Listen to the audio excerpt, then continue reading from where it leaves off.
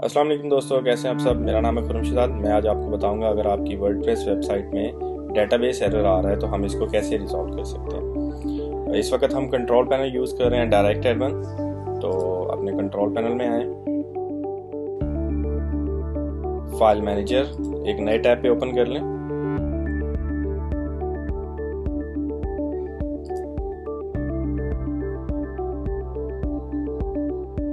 Public HTML folder,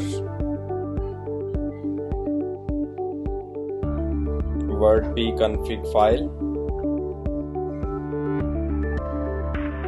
इसको edit करें।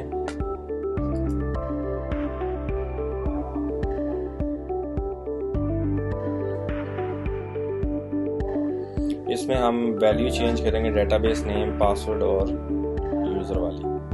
तो डेटाबेस हमारी है CCD डेटाबेस। तो यहाँ पे आ जाए MySQL मैनेजमेंट। ये हमारी डेटाबेस है, इस पे क्लिक करें और इसका यूज़र नेम ये है। सबसे पहले तो यहाँ पे जो एक्स्ट्रा होस्ट आ रहे हैं ये सारे रिमूव कर दें, कॉपी करें, पेस्ट, और इसी तरीके से वापस जाएं और जो हमारी डेटाबेस का यूज़र नेम है इसको कॉपी कर लें, पेस्ट, सेव, वेबसाइट को हिट करें। वेबसाइट आपकी चल गई है। कोशिश आपने करनी है कि आप जो यहाँ पे पासवर्ड यूज़ कर रहे हैं ये रैंडमली जनरेटेड हो। तो उसको हम कैसे जनरेट कर सकते हैं।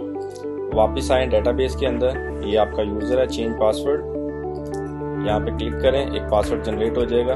इसको आप कॉपी करें, वापस यहाँ पे पेस्ट करके इसको सेव कर दें। पासवर्ड अभी तक हमने पासवर्ड कॉपी करें, चेंज, यहाँ पे पासवर्ड चेंज हो गया। वापस आए, पासवर्ड हमने ऑलरेडी लिखा था, सेव, रीलोड। अब किसी भी पेज को ओपन करें और मेक श्योर कर लें कोई एरर नहीं आ रहा।